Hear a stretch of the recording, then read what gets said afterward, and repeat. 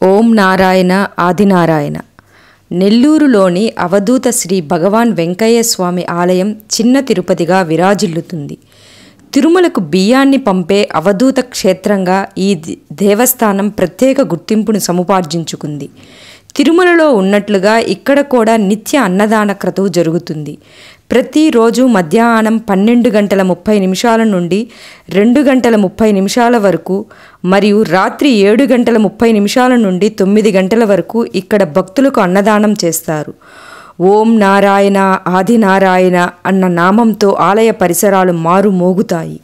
శ్రీ భగవాన్ వెంకయ్య స్వామిని విష్ణుమూర్తి అవతారంగా ఇక్కడ భక్తులు కొలుస్తారు. ప్రతి మంగళవారం శనివారాల్లో ఈ ఆలయానికి అధిక సంఖ్యలో భక్తులు వచ్చి పూజలు నిర్వహించుకుంటారు. శ్రీ భగవాన్ వెంకయ్య స్వామి 1982 ఆగస్టు 24వ తేదీ ఈ గొలగమూడిలో జీవ సమాధి అయ్యారు. నెల్లూరు వెంకటాచలం మండలంలో గొలగమూడి గ్రామంలో ఉన్న శ్రీ వెంకయ్య స్వామి సమాధిని దర్శించుకునేందుకు దేశవ్యాప్తంగా భక్తులు వస్తారు. ప్రతి ఏడాది ఆగస్టు నెలలో వారం రోజుల పాటు జరిగే శ్రీ వెంకయ్య స్వామి ఆరాధనోత్సవాలకు 4 నుంచి 5 లక్షల మంది భక్తులు వస్తారని అంచనా. వారం రోజుల పాటు ఈ ఆరాధనోత్సవాలు అంగరంగ వైభవంగా జరుగుతాయి. నెల్లూరు నగరం ఆర్టీసీ బస్టాండ్ నుంచి 10 కిలోమీటర్ల దూరంలో ఈ ఆలయం ఉంది. ఈ ఆలయానికి చేరుకునేందుకు బస్సులు, వివిధ వాహనాల సౌకర్యం ఉంది. గురుదేవుని అనుగ్రహం ఉంటేనే లక్ష్మీదేవి కటాక్షం ఉంటుందని అధిక శాతం భక్తులు భావిస్తారు. అందుకే వారంతా గురుస్థానంలో ఉన్న శ్రీ భగవాన్ వెంకయ్య స్వామిని ఆరాధిస్తున్నారు. ఈ ఆలయం వద్ద నిద్ర చేస్తే ఎంతో ఫలితం ఉంటుందని, గ్రహ పీడలు తొలగిపోతాయని భక్తులు గట్టిగా నమ్ముతారు. అందుకే వారు శనివారం తదితర రోజులు ఈ ఆలయంకు వచ్చి నిద్ర చేస్తారు. అందుకే భక్తుల సౌకర్యార్థం ఆలయ నిర్వాహకులు ఆలయం వద్ద ఏసీ, నాన్ ఏసీ వసతి గృహాలను నిర్మించారు. రోజుకు 150 రూపాయల నుండి 500 రూపాయల వరకు వసతి గృహాలు తీసుకున్న వారు అద్దె చెల్లించాల్సి ఉంటుంది. ఇక్కడ స్వామివారికి భక్తులు తలనీలాలు సమర్పించుకుంటారు. స్వామివారి ఆలయం చుట్టూ 4 వైపులా 4 మాడ వీధులు ఉంటాయి. ఈ వీధుల్లో స్వామివారి ప్రాకారోత్సవాలు జరుగుతాయి. ఈ విధానం కూడా తిరుమలను తలపిస్తుంది. హైదరాబాదులోని చిల్కూరు శ్రీ బాలాజీ ఆలయం చుట్టూ 108 సార్లు ప్రదక్షిణలు చేస్తే భక్తుల కోరికలు తీరుతాయని భక్తుల నమ్మకం. అదేవిధంగా గొలగమూడి శ్రీ భగవాన్ వెంకయ్య స్వామి ఆలయం చుట్టూ 108 ప్రదక్షిణలు చేస్తే అనుకున్నది జరుగుతుందని భక్తుల విశ్వాసం. అనేక మంది భక్తులు తమ కోరికను 2 చీటీలలో రాసి స్వామివారి సమాధిపై పెడతారు. ఒక దాంట్లో కోరిన కోరిక నెరవేరుతుందని, 2వ చీటీలో జరగదని రాస్తారు. ఆలయ పూజారి సమాధిపై ఉంచిన ఆ 2 చీటీలలో ఒకదాన్ని భక్తులకు ఇస్తారు. మనకు పూజారి ఏ చీటీ అయితే ఇస్తారో అదే మన జీవితంలో జరుగుతుందని భక్తులు గట్టిగా నమ్ముతున్నారు. స్వామివారి కుటీరంలో తెల్లదారం ఇస్తారు. దానిని చేతికి కట్టుకుంటే అంతా శుభమే జరుగుతుందని భక్తుల విశ్వాసం.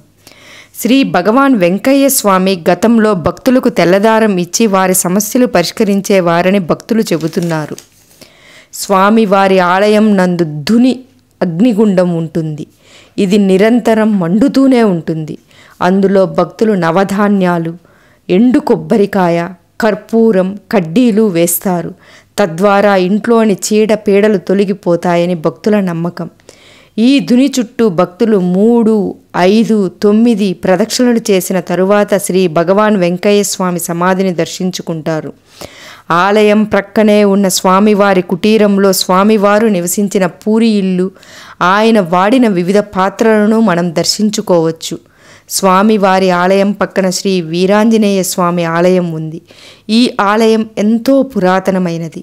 గతంలో శ్రీ భగవాన్ వెంకయ్య స్వామి ఈ ఆలయంలో ధ్యానం చేసుకునేవారు. అందుకే తొలుత శ్రీ వీరాంజనేయ స్వామిని దర్శించుకున్న తరువాత నన్ను దర్శించుకోవాలని భక్తులకు శ్రీ భగవాన్ వెంకయ్య స్వామి చెప్పినట్లు ప్రతీతి.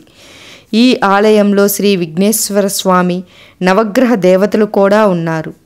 సంతానం లేనివారు, నవగ్రహ దోషములు ఉన్నవారు, మనోవ్యాధులతో బాధపడుతున్నవారు శ్రీ వీరాంజనేయ స్వామిని దర్శించి అక్కడ నిద్ర చేస్తే వారి బాధలు తొలగిపోతాయని భక్తులు చెబుతున్నారు. స్వామివారి వార్షికోత్సవాలకు సినీ నటుడు మెగాస్టార్ చిరంజీవి కుటుంబ సభ్యులు పాల్గొంటారని భక్తులు వెల్లడిస్తున్నారు. ఆలయం ప్రక్కన ఉన్న స్వామివారి కోనేరు, నందనవనము, ఉద్యానవనము ప్రకృతి రమణీయతగా ఉంటుంది. ఆలయం వద్ద గల స్వామివారి ధ్యాన మందిరం ఎంతో ప్రశాంతంగా ఉంటుంది. వీటితో పాటు స్వామివారి పర్ణశాల, కుటీరము, శ్రీ కోదండరామస్వామి ఆలయము తదితర ఆలయాలు నిత్య పూజలు జరుగుతాయి.